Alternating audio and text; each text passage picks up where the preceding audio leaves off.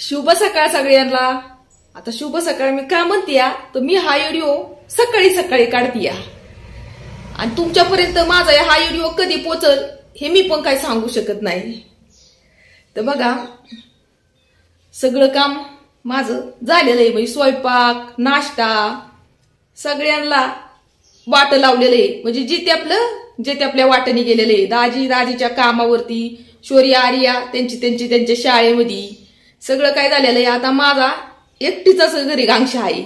तर गांगशा बघा किती आहे, हे बघा इकडे हिथून तिथून असा जी राडा पडलेला आहे भांड्याचा तर विचारूच नका। आणि फरची पुसून घ्यायची, साफसफाई करायची। साफसफाई म्हणजे फ्रीज पण मला आज जरा पुसून घ्यायचा, आतमधून पण फ्रीज पुसून घ्यायचा। अजून वरती पण बघा, हे बघा किती धूळ आहे। आता ही धूळ नाहीये, मातीची धूळ नाहीये, ही पिठाचं उडलेलं आहे। कारण मी ज्या पण वेळेस मी गव्हाचं ज्वारीचं दळून आणते ना त्यावेळेस मी चाळून ठेवते पीठ, तर ते पिठाचं उडलेलं आहे त्यामुळे तुम्हाला थोडीशी धूळ दिसेल। हे काय थोडीशी नाही, लय धूळ आहे, म्हणून मला आज फ्रीज साफ करायचा आहे। म्हणजे बाहेरून पण करायचं आहे, आतमधून पण करायचं आहे फ्रीज साफ। आता साफ करायचं म्हणलं ना तर मी कसं काय साफ करते, तर माझ्याकडे काय ते जे असतं ना प्रोडक्ट तसलं काही नाही बरं का। मी माझा घरीच म्हणजे जे साबण काटे असतो त्यानेच साफ करून घेते स्वच्छ। म्हणजे फ्रीज काय लय घाण नाही बरं का, आतमधून पण स्वच्छच आहे, आतमधून स्वच्छ आहे। आता तुम्हाला ह्यात लाईट नाही दिसणार कारण मी बंद केलेलं आहे। फ्रीज ज्या पण वेळेस आपण साफ करतो ना तर त्यावेळेस काय करायचं, पहिला 3-4 तास फ्रीज बंद करून ठेवायचा। का तर ज्या पण वेळेस आपल्याला साफ करायचा आहे त्यावेळेस का तर ह्या बघा जो बर्फ साचलेला असतो ना, हा बर्फ इथं बर्फ जे साचलेला असतो ना तो सगळा विरघळून पाठीमाग पाणी त्याचं साचतं। आता हे नवीन सिस्टीम निघाली, आता पाठीमाग पाणी साचण्याची नाही, म्हणजे नवीन जे फ्रीज आता आहे ते। पण ज्या वेळेस मी घेतला होता ना ते तसलं असलंच फ्रीज आहे, त्याचं आहे ना बर्फ झाला ना की ती पाठीमागून पाणी काढायला लागतं। म्हणजे लाईट जर गेली ना तर पाठीमाग त्याचं पाणी साचलेलं असतं।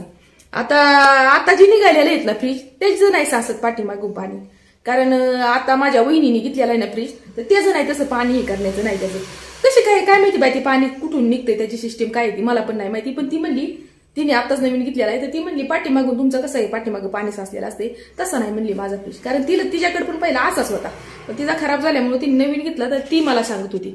तर फ्रीज साफ करायचा आहे। आणि महत्वाचं म्हणजे हे की वरती नाही का तुम्हाला दाखवलं होतं बघा, मी कोथिंबीर लावली होती, अजून भोपळं लावलं होतं, भोपळ्याचं बी। तर ते काय झालं, ते 3ऱ्या मजल्यावरचे दादा आहेत ना त्यांनी काय केलंय काय माहिती, ते त्यांच्या म्हणजे त्या बाळाची मम्मी म्हणते मी त्यांना, तर त्यांनी आलत्या मला सांगायला, ते हिंदी बोलत आहेत आणि मला नीटकी हिंदी कळत नाही एवढी। तर ते मला काहीतरी सांगायला आलत्या, काहीतरी ती झाडं उपटल्यात वाटतं, झाडं नाही म्हणजे ती कोथिंबीर आहे ना ती काढली आणि काय त्यांनी सगळं गवत काढलंय तिथलं, तर ती कोथिंबीर सगळी उपाटली त्यांनी वाटतं ती आलेली। आणि काय केलंय ते मला पण नाही कळालं, तर आपण वरती पण जाऊया बघायला नक्की काय केलंय त्या दादाने।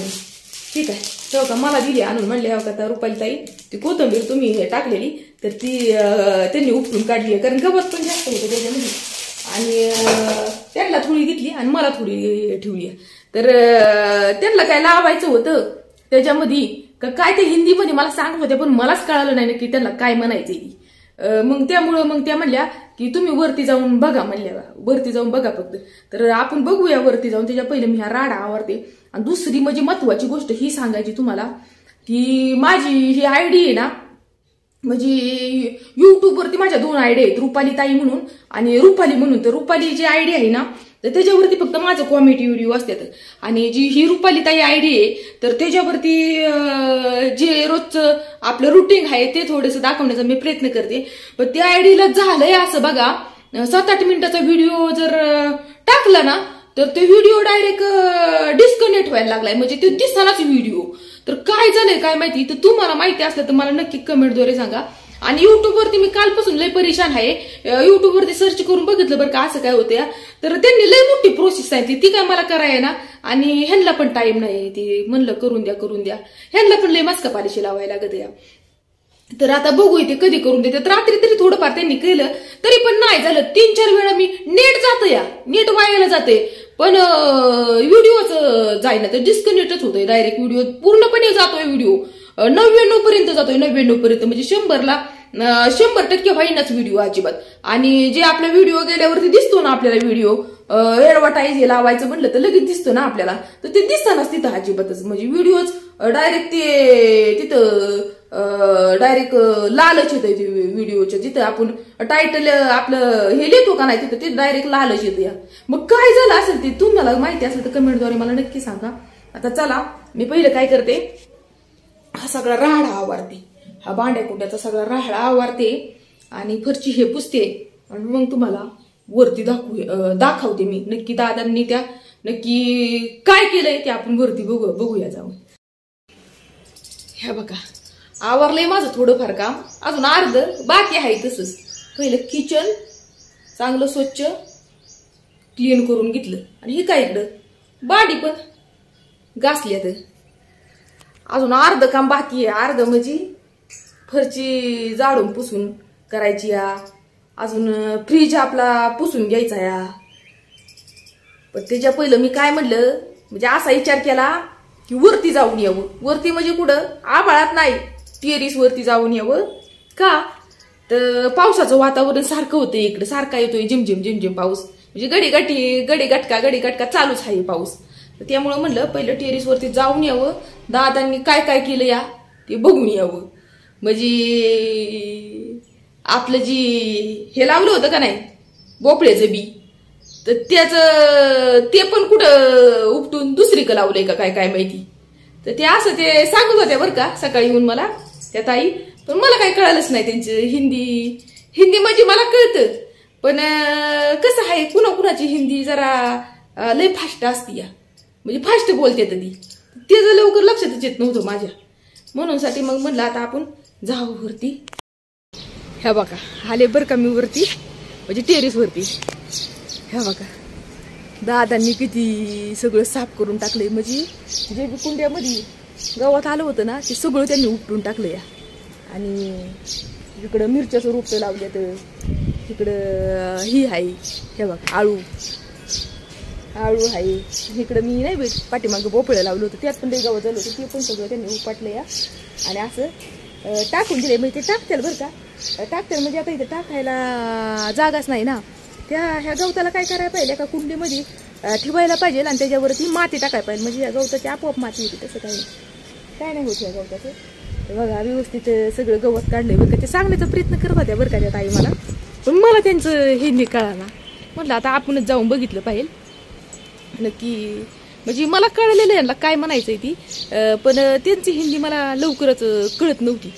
ते म्हणायच्या ऊपर जाके आप देख लो पण मला काय म्हणलं आता वरती गेल्याशिवाय मला काय कळणार नाही. तुम्ही बाकीचं किती सांगा पण माझ्या डोक्यात बसणार आहे. म्हणलं जाऊ द्या वरती जाऊन मी सकाळी आले होते ते सांगायला म्हणलं वरती जाऊन मी बघते तेव्हा मग मला म्हणजे आत्ता त्यांच्या भावना माझ्यापर्यंत पोहोचले की त्यांना म्हणायचं होतं की गवत उपटलंय सगळं आणि भोपळ्याचं बी जे होतं हे अगोबाय ठीक आहे इकडं ह्या बघा ह्याच्यात होतं ना पहिलं आपलं हे कॅरेटात होतं ठीक आहे इकडे लावलं होतं हे कॅरेटात लावलं होतं भोपळे हो काय हे कॅरेटात काय केलं त्यांनी हे टाकले धनं टाकले त्यातलं उपटलं आणि हे काय इकडे टाकले होते इकडे लावले भोपळ्याचं बी ह्या काय ते भोपळ्याची झाडं जी उगवून आली होती ना ती इकडे लावली ह्यातलं पण गवत चाललं एका कुंडीमधलं राहिले गावात ह्या मडक्यात पण लावून टाकला भोपळा ते काय होती कुंडी मडका होतं खाली तर हे काय इकडचं पण गवत सगळं हे काय ह्या कोपऱ्याला लावले हे काय सगळं स्वच्छ करून टाकलंय बरं का दादांनी सगळं गवत काढून टाकली यातली सगळी.